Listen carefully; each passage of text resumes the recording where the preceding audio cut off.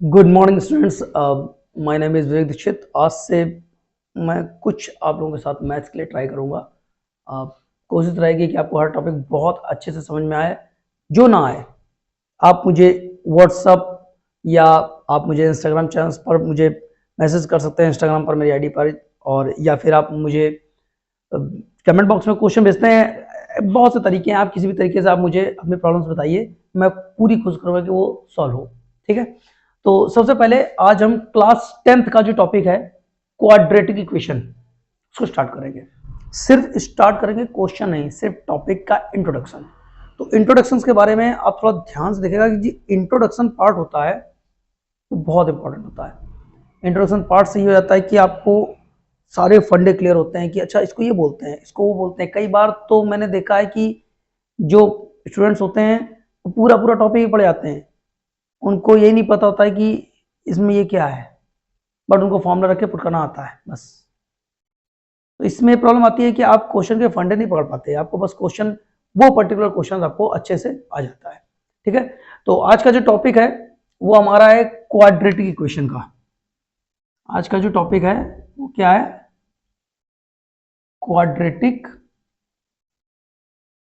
Equations. ये topic आज हम लोग स्टार्ट करेंगे। तो क्वाड्रेटिक इक्वेशन, सबसे पहले ये आता है कि क्वाड्रेटिक इक्वेशन क्या।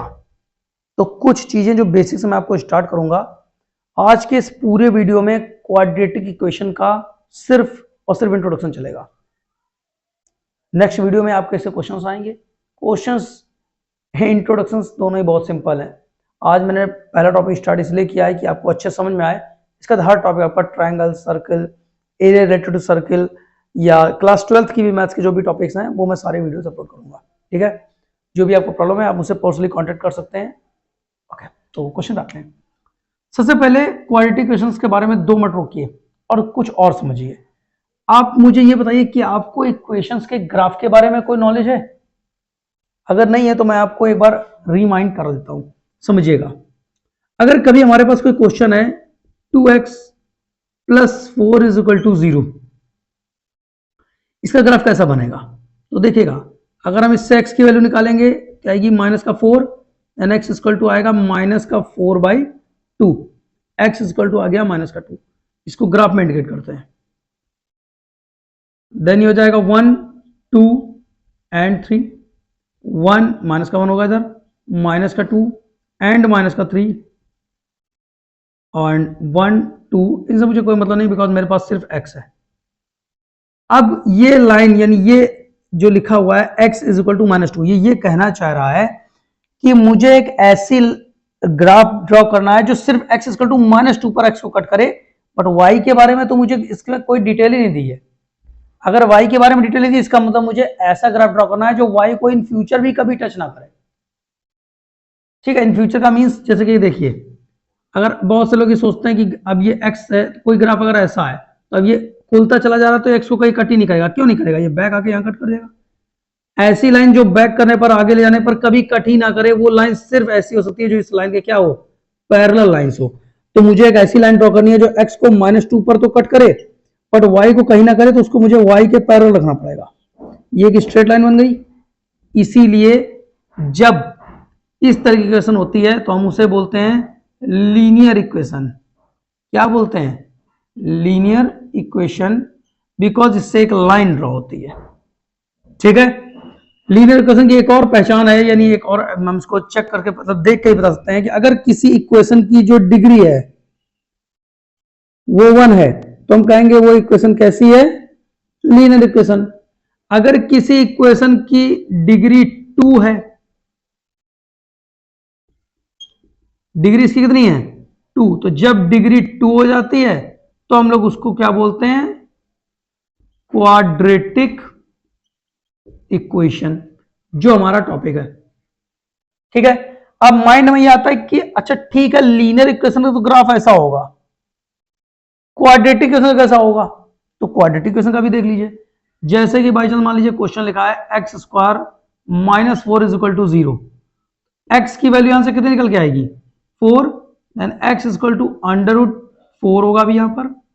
ठीक है, और √4 की वैल्यू +-2, यानी एक वैल्यू 2i और एक वैल्यू -2i। इसका जो कुछ ग्राफ बनेगा वो कुछ इस तरीके का बनेगा, जो इसको -2 पर भी कट करे और +2 पर भी कट करे। यानी फाइनली मुझे ये समझ में आ गया कि जितनी इक्वेशन में डिग्री होती है उसका जो ग्राफ होता है वो x को उतनी ही जगह पर कट करता है, लेकिन जो इक्वेशन है वो x का फंक्शन होना चाहिए, मतलब x का फंक्शन उस इक्वेशन में x होना चाहिए, ठीक है ना। देखिए इसने दो जगह कट किया। बाई चांस मान लीजिए आपके पास क्यूबिक इक्वेशन है, जैसे कि x क्यूब 3x + 2 = 0, तो ऐसा ग्राफ x में है तो x को 3 जगहों पर कट करेगा, a1 2 एंड 3। तो फाइनली मुझे ये समझ में आ गया कि जितनी डिग्री उतने सॉल्यूशंस। हमारे पास इसमें डिग्री 1 थी तो 1 सॉल्यूशन है, हमारे पास इसमें डिग्री 2 है तो 2 सॉल्यूशंस है, हमारे पास इसमें डिग्री 3 है तो 3 सॉल्यूशंस है, ठीक है ना। तो फाइनली इस बात को अपनी तरह नोट कर लीजिए कि जितनी इक्वेशन की डिग्री होती है हमें उसके उतने ही सॉल्यूशंस यानी x के आंसर्स यानी x की वैल्यूज मिलती हैं, ठीक है। Okay, pause the video to note it down.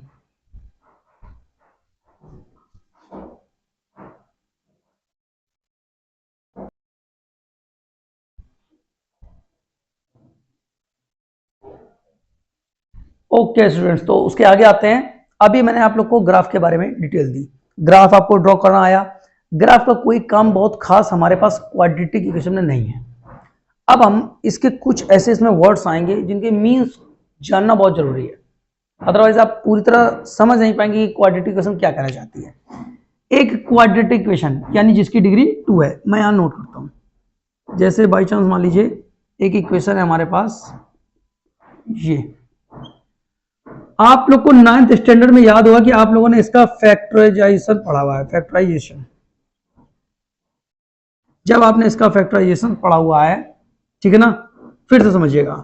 हम लोगों ने 9th स्टैंडर्ड में एक इक्वेशन पढ़ी हुई है 7x + 12 = 0। ये क्वाड्रेटिक इक्वेशन इसलिए बिकॉज उसकी डिग्री कितनी है 2। डिग्री 2 के कारण ये क्वाड्रेटिक इक्वेशन हो गई। क्या हो गई? Quadratic equation.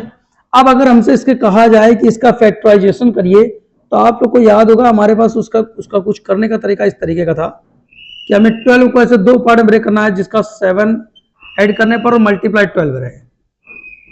दिस देन यहां हो जाएगा x², ये हो जाएगा 4x 3x = 12।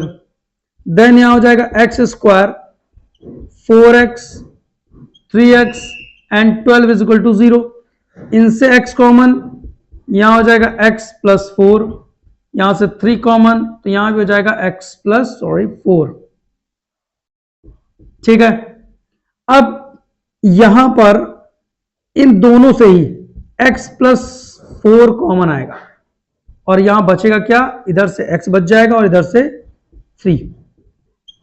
अब आगे समझिएगा, हमने बहुत से टीचर्स को ऐसे देखा है कि वो इस लाइन के बाद बच्चों से एक सेंटेंस बोलते हैं कि x + 4 को एक बार लिख लो, x + 3 को एक बार ले लो, बट ये गलत है।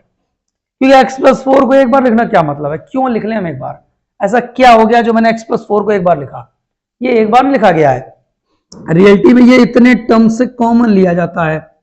तो x + 4 एक बार, x + 3 एक बार, इसलिए वो उनको बोलने लगते हैं। बट रियलिटी में जब मैंने कॉमन लिया, यहां ओनली x + 4 कॉमन लेने के बाद यहां पर x और यहां पर सिर्फ 3 बचा। ये तो आपका फैक्टराइजेशन पार्ट है जो आप लोगों ने पॉलिनोमियल में या फैक्टराइजेशन ऑफ पॉलिनोमियल में पढ़ा हुआ है 9th स्टैंडर्ड में। अब अगर ये क्वेश्चन फैक्टर ना बोल के बोलता कि इसको आप सॉल्व करिए, तो सॉल्व में और फैक्टर में डिफरेंस मैं बताता हूं।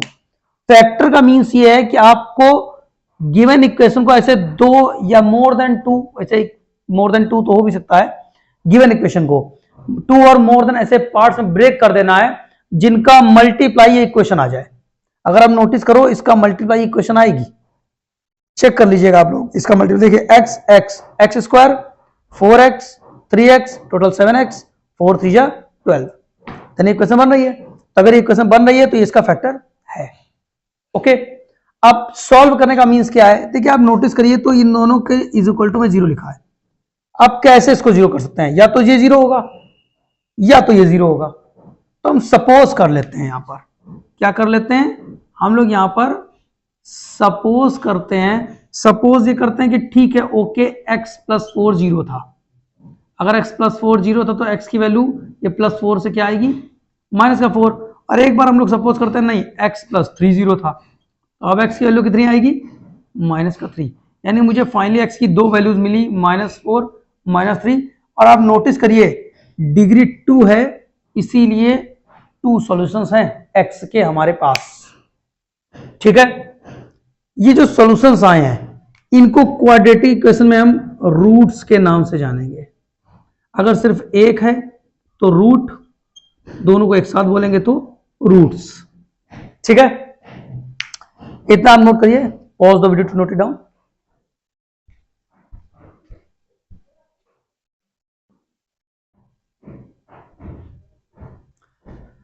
तो रूट्स के बारे में मैंने आप लोग को बताया, रूट्स आपको समझ में आ गया।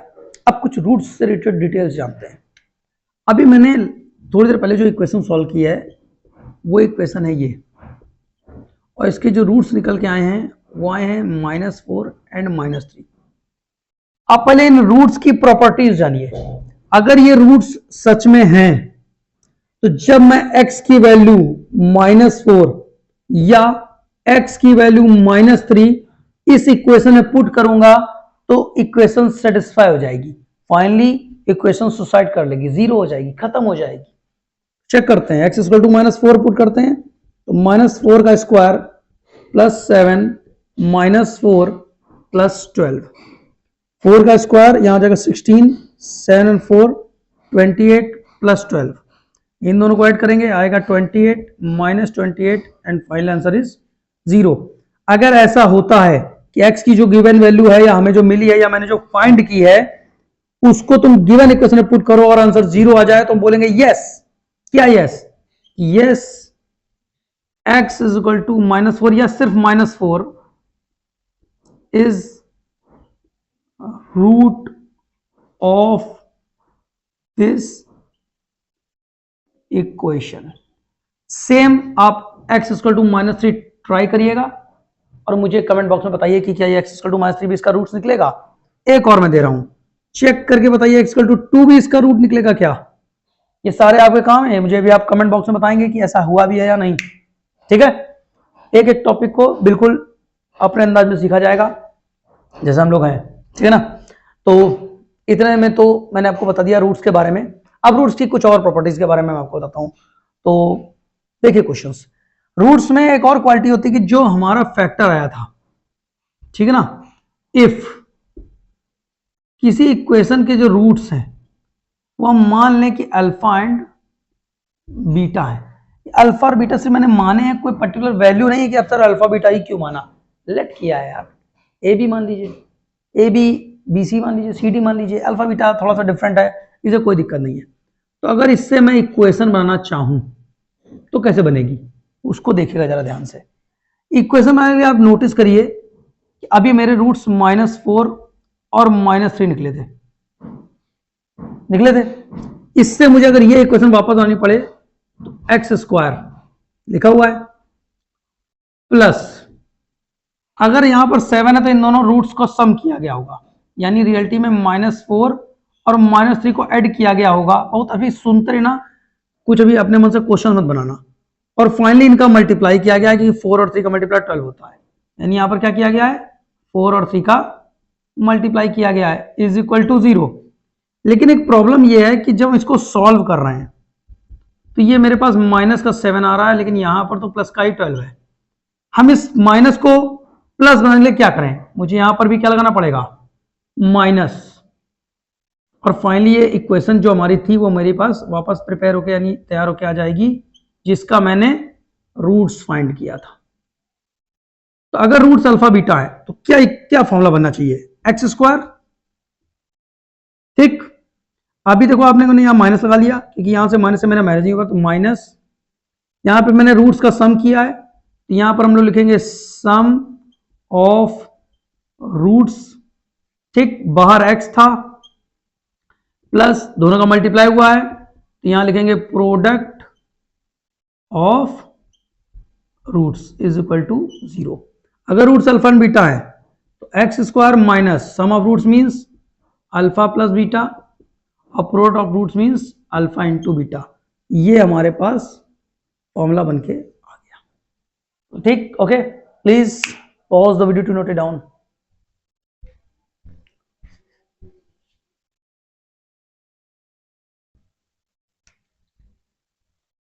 तो फाइनली मुझे जो इक्वेशंस मिली, या इक्वेशन का मतलब जो फॉर्मूला मिला, वो फॉर्मूला ये मिला है कि x square minus sum of roots into x, और फिर क्या मिला मुझे, प्रोडक्ट ऑफ रूट्स। तो अगर कभी हमको कोई रूट्स दे दिए जाए, क्वेश्चन बनना बहुत इजी होगा। जैसे एग्जांपल देखिएगा, भाई साहब मान लीजिए कोई क्वेश्चन बोल दे कि 3 and 2 किसी क्वेश्चन के रूट्स है, अब मुझे वो इक्वेशन बताइए। तो इक्वेशन बनना बहुत सिंपल है, देखिएगा x square minus sum of roots मतलब रूट्स का सम, 3 और 2 का सम, प्रोडक्ट ऑफ रूट्स मतलब इन दोनों का मल्टीप्लाई, यानी 3 and 2।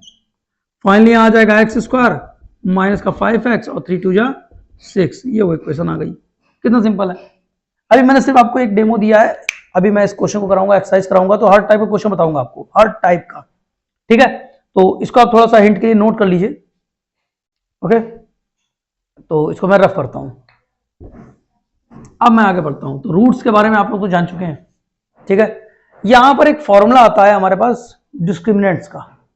सबसे पहले हम लोग को ये जानना है कि डिस्क्रिमिनेंट्स क्या होता है। डिस्क्रिमिनेंट एक ऐसा प्रोसेस है जिससे हम लोग ये पता करते हैं कि पर्टिकुलर इक्वेशन की जो रूट्स आएंगे वो रियल होंगे या इमेजिनरी होंगे। अब बात आती है कि रियल और इमेजिनरी क्या होता है। रियल मींस, जैसे एग्जांपल मैं तुमको देता हूं, जैसे √3 नहीं, √4 मानते हैं, इसका आंसर आएगा +2 और -2। ये रियल बात है, ऐसा होता है। बट आप √-4 की कोई वैल्यू नहीं फाइंड कर सकते। √-4 की आप कोई भी वैल्यू फाइंड नहीं कर सकते। तो ये मेरे लिए एक सिर्फ इमेजिन करने वाली बात हुई। क्या हुई, इमेजिन। तो इसीलिए वैल्यू हम लोग इन सब वैल्यूज को कहां ले जाएंगे, इमेजरी वैल्यूज में लेके चले जाएंगे। ये ध्यान रखिएगा।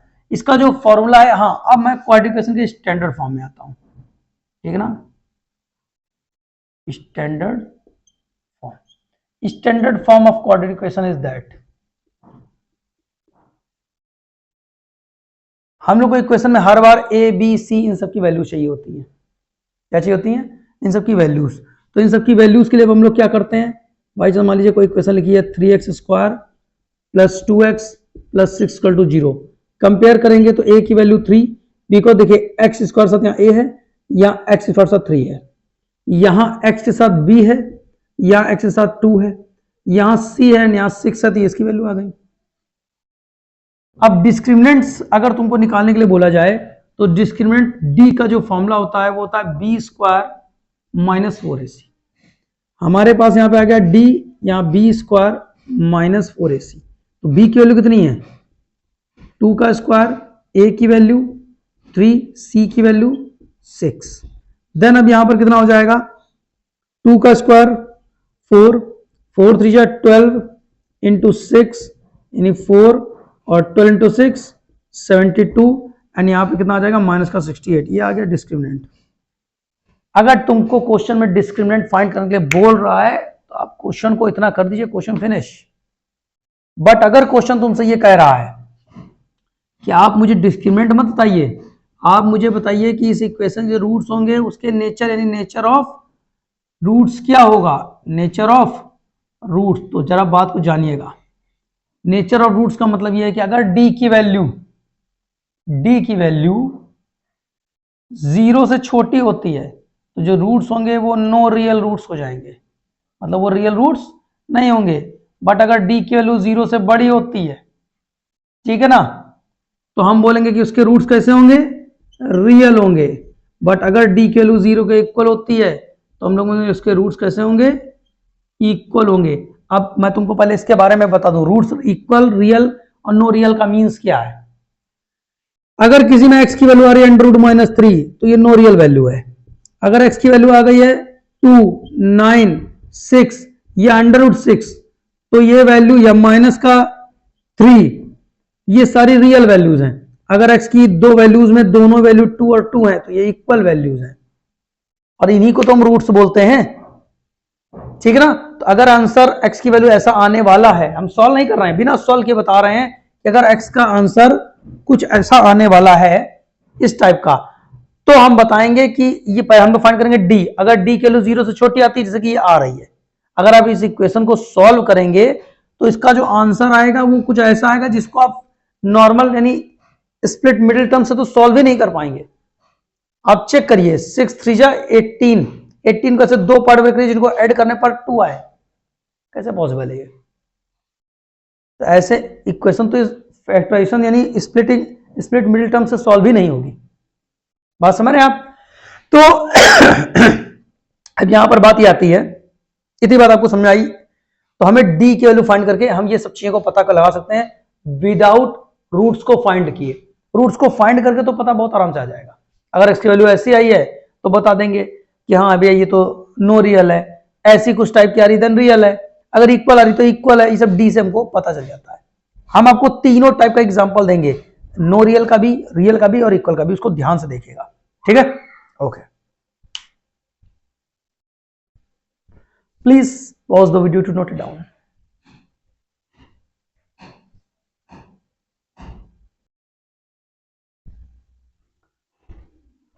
तो स्टूडेंट्स मुझे अभी जो बताना है वो नो रियल, रियल और इक्वल रूट्स तीनों के एग्जांपल्स देने हैं विदाउट फाइंडिंग रूट्स, ठीक है ना। अभी रूट्स नहीं फाइंड करेंगे। मैंने आप लोगों को क्या बताया था कि अगर d की वैल्यू 0 से छोटी है तो रूट्स कैसे हैं, नो रियल है। अगर d की वैल्यू 0 से बड़ी है तो रूट्स कैसे हैं, रियल है। अगर d की वैल्यू 0 के इक्वल है तो रूट्स कैसे हैं, इक्वल है।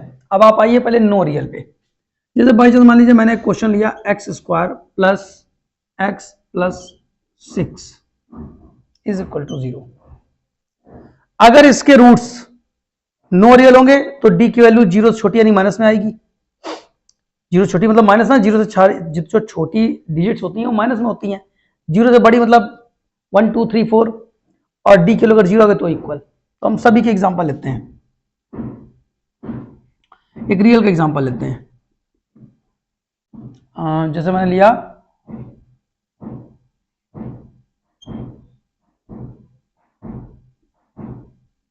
एक इक्वेशन और एक मैंने और एग्जांपल ले लिया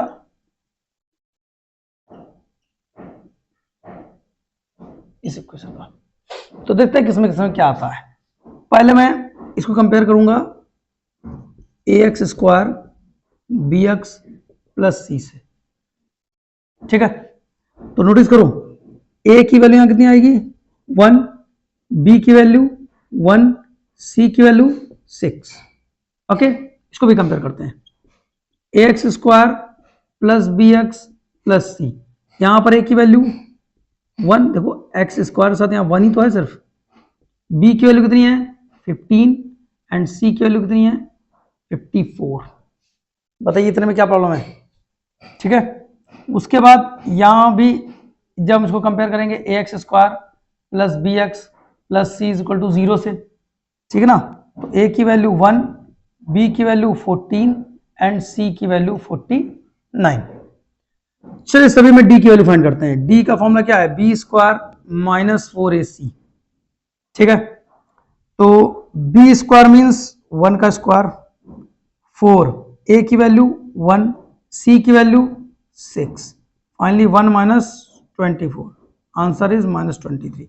यानी अगर d की वैल्यू 0 से छोटी आई है तो रूट्स इक्वेशन कैसे आएंगे, रूट्स कैसे होंगे, नो रियल रूट्स। इस पे आते हैं d is equal to b square minus 4ac, b is equal to हो जाएगा 24 का स्क्वायर, सॉरी 15 का स्क्वायर 4, a इज 1 एंड यहाँ कितना हो जाएगा 54।